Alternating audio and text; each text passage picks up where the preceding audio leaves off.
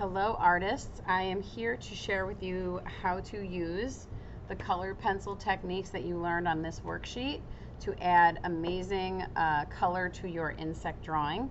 So at this point you should be finished with the drawing. The drawing should be in pencil, it should be large, and there should be clear evidence of the three different parts of an insect: the head, the thorax, and the abdomen.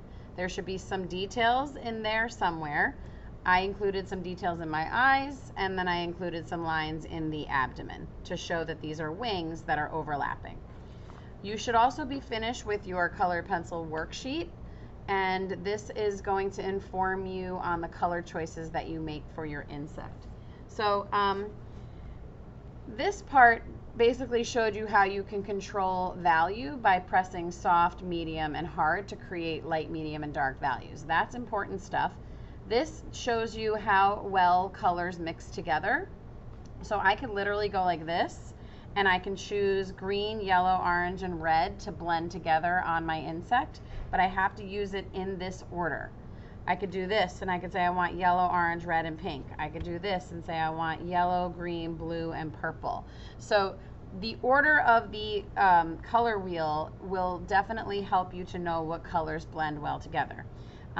If I'm using purple, blue, and green, I would not suggest trying to blend purple and green together without a blue in the middle of them, just so that you understand the order matters. So when you're working, keep it in mind.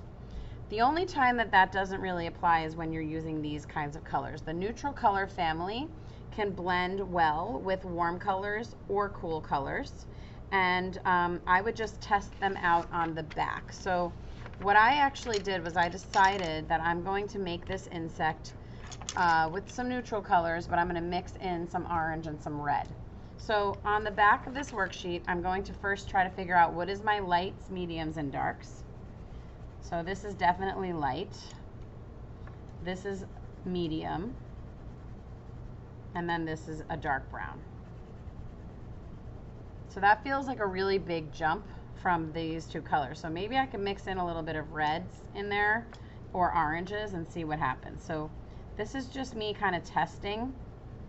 So I'm going to mix a little red with my dark color here. I like how that looks. And then I can put a little orange over here. And then I can kind of blend the orange in. And that looks really cool. So I am going to use these colors on this insect. And I kind of feel like this helped me to sort of decide what colors I'll be blending with what. The next thing I did was I found Sharpies that are these colors. And black is just neutral. You can outline anything with black. If you're not sure, go black. But these are the colors that I'm choosing to outline my insect in. So I'm going to treat each one of these sections separately. So I'm going to do the abdomen first. And I'm going to choose to outline my abdomen with, let's say, brown. So I'm using the colored Sharpie with the color that I'm going to be coloring in with. And I'm tracing all of my details. This will help to make sure that my details that I have don't get lost underneath my colored pencil. These are two separate wings. So what I'm going to actually do right now is I'm going to start by using the lighter color on the top wing right here. And I'm going to turn my paper just because it's easier for me to color. I'm trying to just lay down color in layers, so I'm not pressing hard right now. If you go outside of your lines, outside of your insect, that's okay, because like I said, we are going to be cutting these out eventually.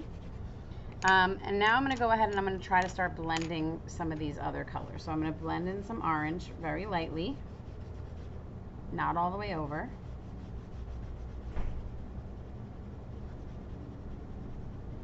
Overlapping, and then I'm going to put some red in here.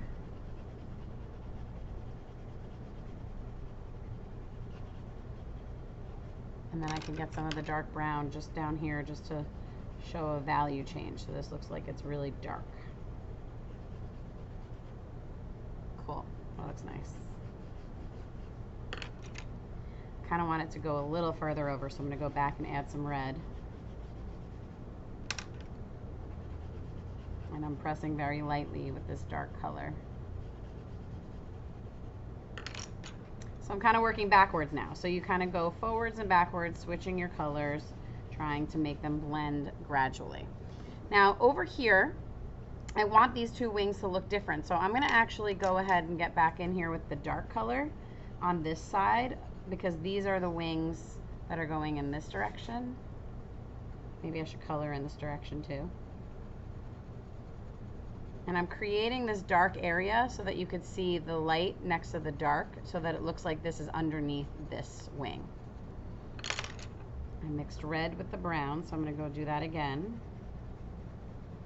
Overlapping. I'm not pressing too hard.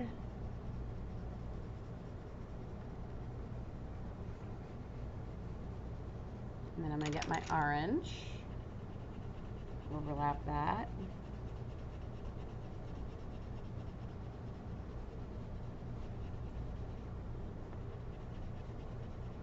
And then I'm going to get that golden tan color.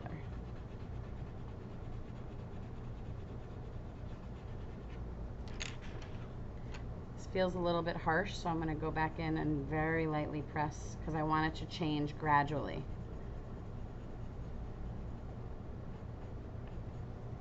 There we go. Now that looks really cool, because now you can tell this is one pair of wings and this is the other. And you can see the dark is next to the light. So now when I go up here, I'm going to use these same colors, but I can use them in a different way. So if I want to outline this section with orange, I can. But I'm not veering off from these colors now that I've chosen this. This is my color palette. So now maybe I want to get this color. I didn't use that in here. Maybe I want to use that here.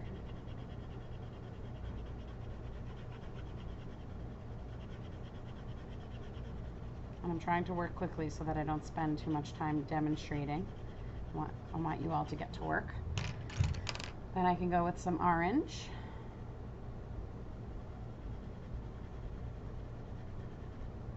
And I'm just coloring in from the edge and leaving the center sort of not touched by this orange, because I want that to be light.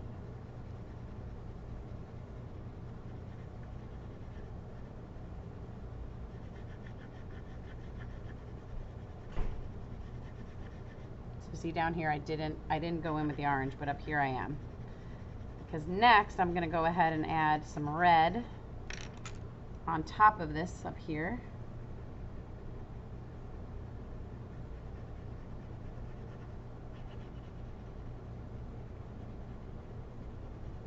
And then I'm not going to go in the middle with the red, because I want this to be orange. So you see, I'm thinking about value, lights, mediums, and darks, and I'm thinking about how can I achieve that. So now I'm going in with this tan color again and just kind of blending a little bit more.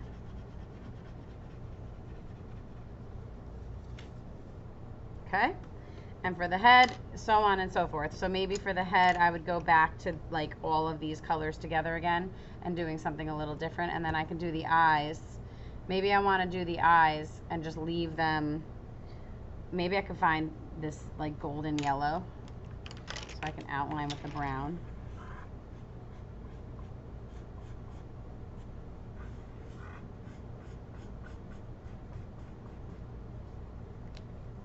And I could just use these two colors because I want them to stand out.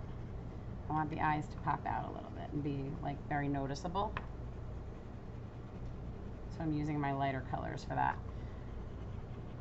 And then around it, I'll do the dark brown a little bit.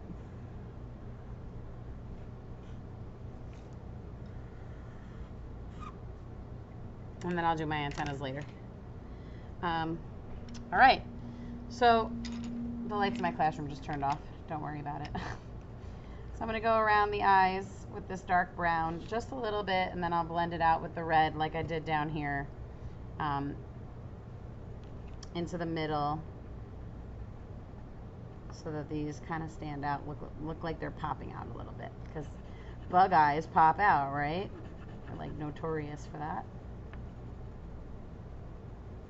All right, I'm going to stop so that you can get to work. but I hope that this demonstration helped you.